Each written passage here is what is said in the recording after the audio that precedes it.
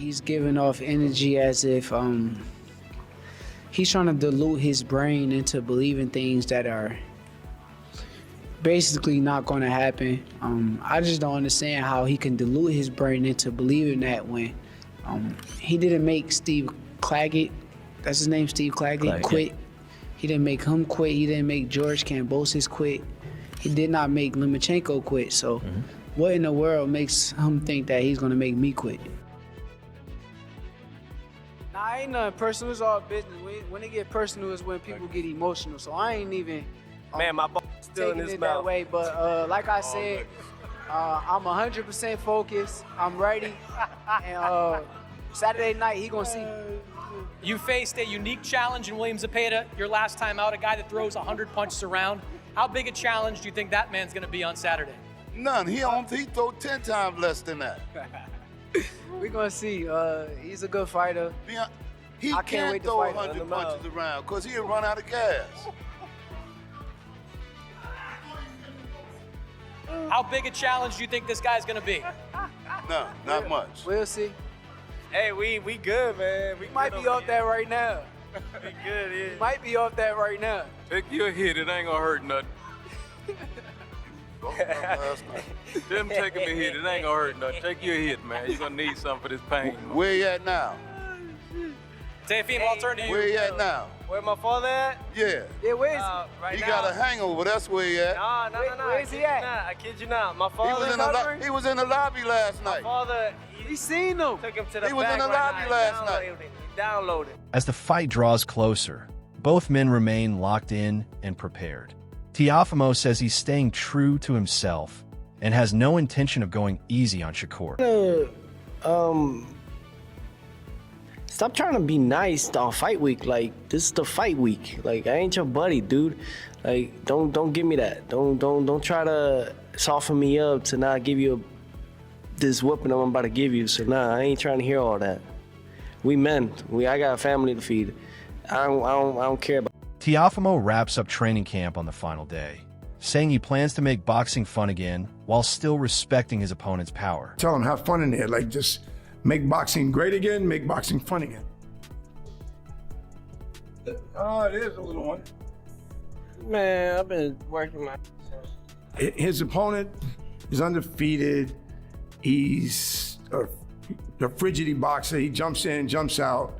But there's one thing we see that he don't do, and we'll tell you when we do it to him. I can't tell you now, but I'm gonna tell you later. Take over sports, coming soon. Yeah, baby, all day.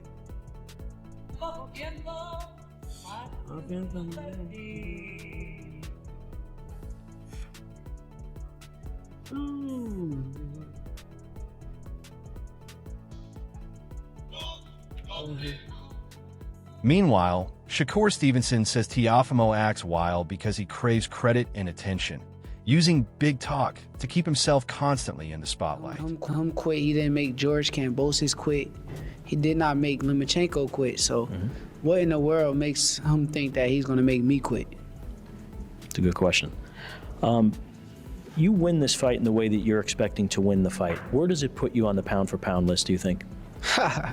Since Bud retired, I was saying top 5, but now I say top 4.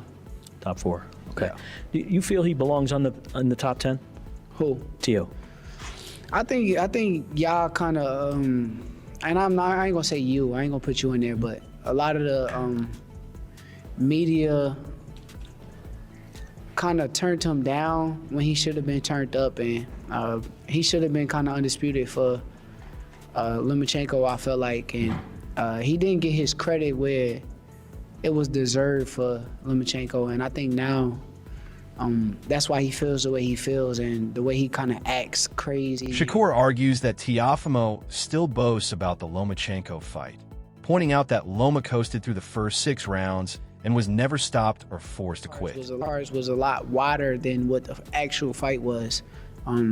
He fought good, but Lomachenko kind of beat himself by not fighting for 6 rounds. And when he realized that Teo wasn't as good as he made him to believe in his brain, is when he started the fight. And when he did that, he started to win the moments. Shakur remains confident, stating that with Terrence "Bud" Crawford retired, he belongs among the top 4 pound-for-pound fighters, adding that success inevitably brings criticism and hate. Bud retired might even put me top 4.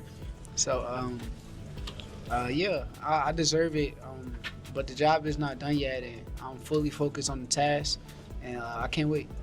Talking about acknowledgement from people, some people love to hate you, some people just love to love you, but do you think that they're wrong for the way that they perceive you and the way that they view you, those people that do speak out and potentially don't like you or don't like your style? Nah, they good with what they doing. I don't really have no problem with it because every great fighter is gonna be hated. If you watch Floyd Mayweather, during his entire career, he was hated. And now that it's over, they still hate on him to this day. So I know this comes with just being great. I watched it with Terrence Crawford. Shakur Stevenson views Teofimo Lopez as a truly elite opponent, praising his high-level skills and strong ring IQ. He calls the matchup a best versus best showdown and remains confident in proving he is the superior fighter, addressing his own tight, in-the-pocket style with quick, subtle shots. Stevenson admits not everything may be obvious to the judges.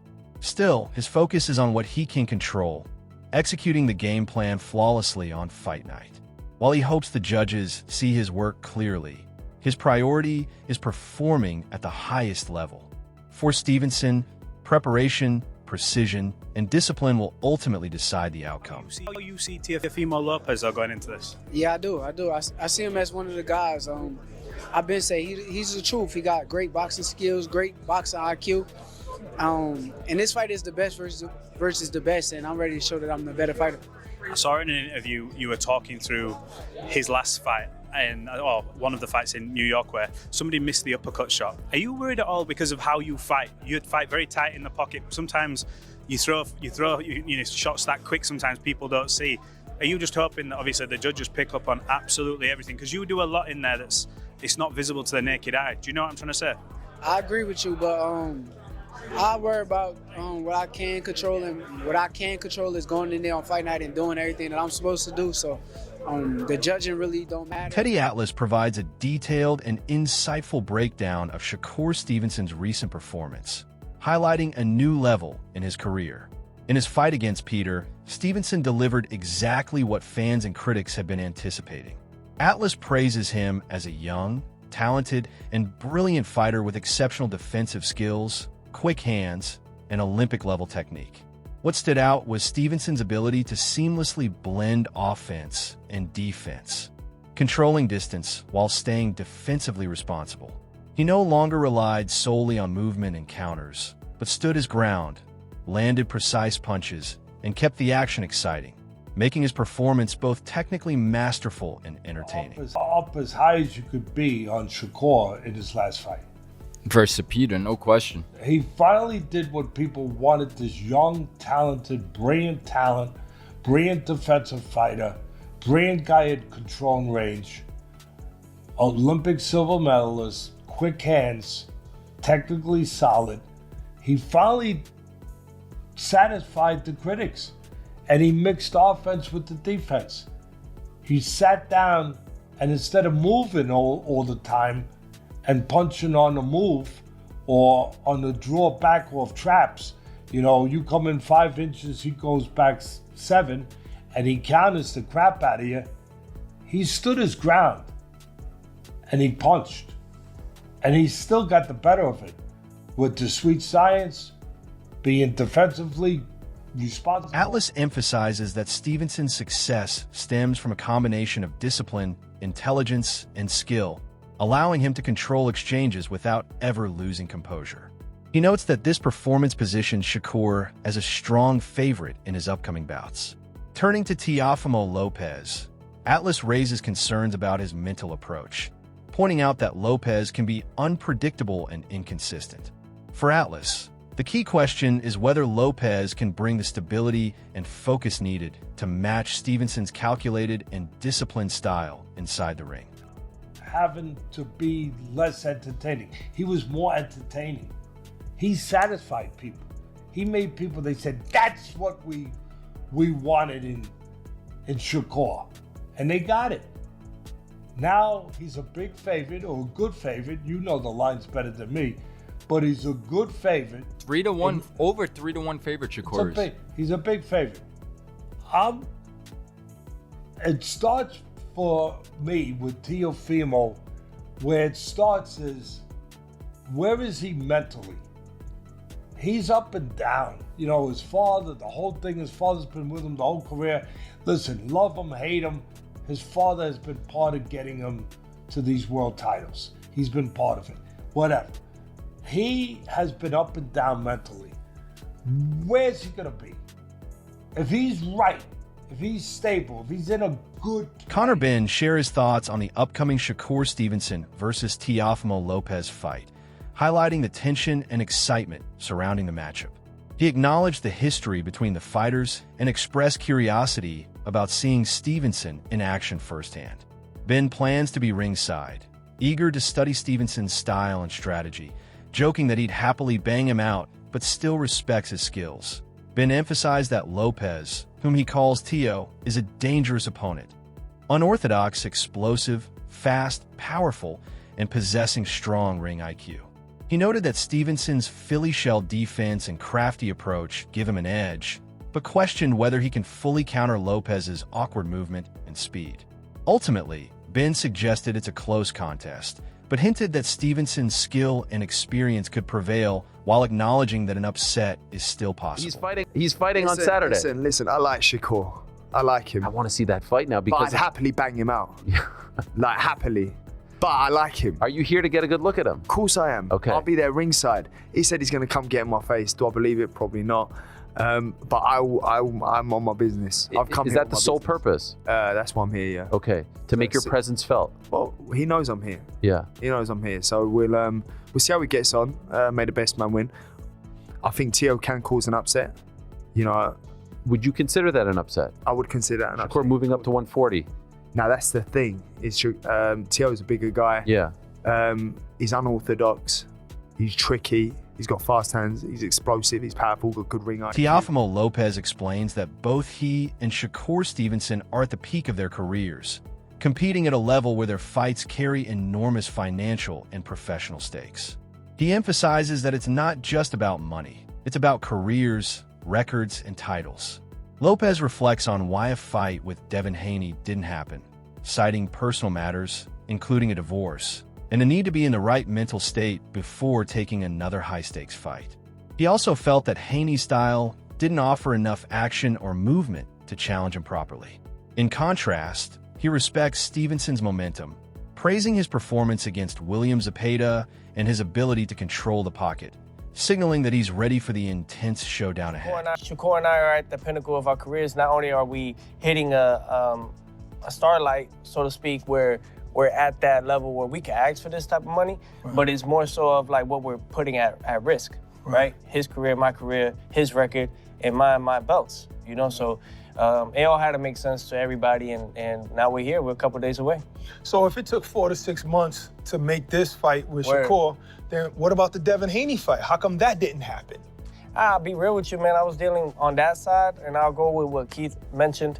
And it was just really personal stuff. I was still dealing with all these other things that I had to handle, you know, divorce, all that extra stuff. Right. And so I just rather be in a better state of mind going into another The boxing world weighs in as Jesse Hart provides an honest and detailed breakdown of the upcoming Shakur Stevenson versus Teofimo Lopez clash.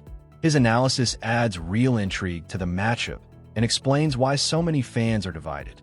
Hart notes that the fight feels unpredictable because both fighters bring completely different strengths into the ring. The main event with Shakur and Teofimo Lopez. I love that fight on a lot of reasons because Gordo, Teofimo Lopez, the takeover, is going to come. He's going to try to break that distance as best he can. He's not going to just give in to that distance that Shakur got with his feet. Shakur is a distance fighter, and people don't try to break his distance because he'll get rough. He'll use that forearm. and put it in your throat. He'll push you back. He'll try to, once you break his distance, Shakur get rough in there. That's what I like about him.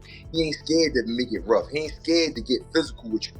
But Gordo is not going for that like Lomachenko. This is gonna be, I'm curious. And that wraps up today's video. Stay tuned for more fight analysis, exclusive insights, and all the latest from the boxing world.